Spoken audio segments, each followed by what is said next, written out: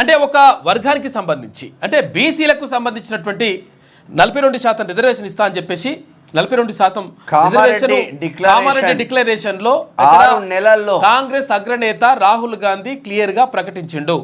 అయితే ప్రభుత్వం ఏర్పడిన తర్వాత 6 నెలల్లోగా కులగణన పూర్తి చేసి తర్వాత దానికి సంబంధించినటువంటి 42% రిజర్వేషన్ ఇస్తా అని చెప్పేసి కాంగ్రెస్ పార్టీ మేనిఫెస్టోలో పేర్కొన్నారు అక్కడ ఉన్నటువంటి నేతలు ఇవి కథా కార్యక్రమం అంతా. అయితే దానికి సంబంధించి ఇదంతా ఓకే, అసలు కామారెడ్డి డిక్లరేషన్ మరి అమలు చేస్తారా చేయరా అని అంటే ఇక దానికి ఒకటి ఇప్పుడు తీర్మానం చేసి పంపిస్తారు, అది ఓకే. మనం దాని గురించి అంటే దానికి పైన మనకి ఏం బేసిజాలు లేవు. కానీ తీర్మానం వలన ఏమనంటే ఇప్పుడు కులగణన అనేటువంటిది తీసుకున్నారు, రాహుల్ గాంధీ గారి లైన్ అది, ఆయన తీసుకున్నటువంటి నిర్ణయం అది. ఆ నిర్ణయాన్ని తర్వాత ఇక్కడ అమలు చేస్తూ ఉన్నారు ముఖ్యమంత్రి గారు, ఇది సంతోషం. దాని విషయంలో ఎట్టి పరిస్థితులు బేసిజాలు లేవు. కానీ ఆ కులగణన అనేటువంటిది సక్రమంగా జరగాలి, అప్పుడు ప్రభుత్వానికి మంచి పేరు వస్తుంది.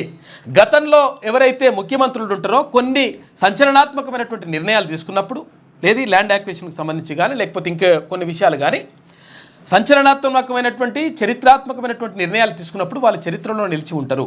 కాబట్టి రేవంత్ రెడ్డి గారికి కూడా అటువంటి మంచి పేరు వచ్చేటువంటి అవకాశం ఉంది, రావాలనే కోరుకుందాం. కాకపోతే ఏంటంటే ఇది అధికారుల తప్పిదమా లేకపోతే కావాలని కొంతమంది దాని ఏమంటారు ఈ కులగణనకు సంబంధించినటువంటి వివరాలను తప్పుడు దో పట్టించేటువంటి ప్రయత్నం చేస్తున్నారా అనేటువంటి చర్చ జరిగినప్పుడు అంటే ఇప్పుడు ఇదేది సమగ్ర కుటుంబ సర్వే కేసీఆర్ చేసినప్పుడు సరే ఆయన బయట పెట్టలేదు, ఆ తర్వాత విషయం అది వదిలేస్తే ఆయన గురించి వదిలేద్దాం. అది 2014లో వేసిండు. 14లో వేసిన తర్వాత 51% మంది ఎవరు బీసీలు ఉన్నారు, ఇంకో 10% మంది అక్కడ మైనార్టీలకు సంబంధించినటువంటి బీసీలు ఉన్నారు, మొత్తం 61% మంది అని చెప్పేసి అందులో ఆ కులగణనకు సంబంధించినటువంటి రిపోర్టు అదేది కుటుంబ సర్వేకి సంబంధించినటువంటి రిపోర్ట్లో ఉన్నది. సరే అది పక్కకు పెట్టేద్దాం, దాని గురించి మనం ఆలోచించాల్సిన అవసరం లేదు.